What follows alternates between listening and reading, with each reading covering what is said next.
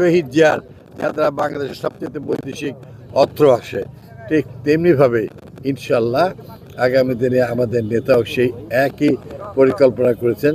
কোনো mega project মানে mega দুর্নীতি, আওয়ামী লীগের দুর্নীতি, হাসিনার দুর্নীতি, তার দোসরদের দুর্নীতি, তার পরিবারের দুর্নীতি। আমাদের নেতার হচ্ছে প্রত্যাশা পূরণ, যে মানুষকে সুখী সমৃদ্ধশালী করা এবং নিরাপদে রাখে, এবং we do it shortly. And Rajshahi মহানগরী এবং এই অঞ্চলে মানুষের যে প্রত্যাশা, ইনশাল্লাহ আগামী দিনে সেই প্রত্যাশা পূরণ করা হবে। এবং আপনাদের সন্তান হিসেবে দীর্ঘ অভিজ্ঞতার মধ্যে দিয়ে আমার ধারণা, আমরা 1991 সালে আমরা জাতীয় সংসদ নির্বাচনে অংশগ্রহণ করেছিলাম। আমরা 1996 দুইটি অংশগ্রহণ করেছিলাম, 2001 সালে, এবং তার মধ্যে 1996 পরেরটা এবং তারপরটা ছিল খুবই গুরুত্বপূর্ণ। 1991 সালে আমরা এই 39টি আসনের মধ্যে আমরা 35টি আসন পেয়েছিলাম, আর 1996 সালে আমরা 39টার মধ্যে 38টা আসন, জলিল সাহেব একটা জিতছিল।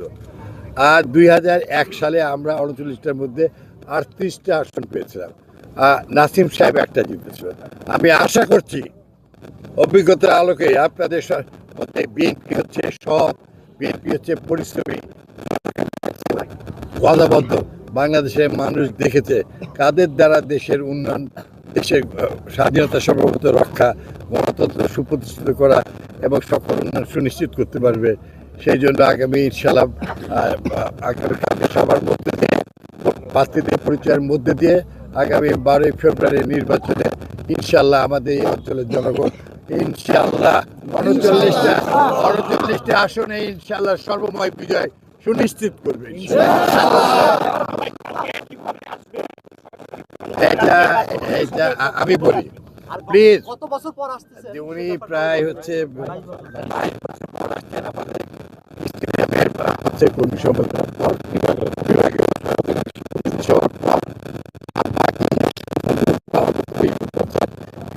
আমাদের কেন্দ্রীয় দপ্তর আমাদের ভাই আছেন, দপ্তরের দায়িত্বে আপনাদের পরিচিত উনি আছেন, উনি এটা কথা বলবেন।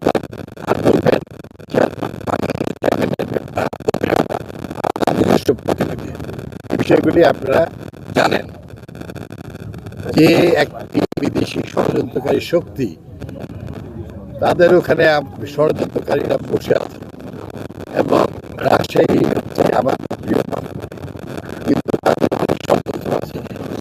সব কিছু ইচ্ছা থাকলেও সবার মাঝে বলা সম্ভব নয়।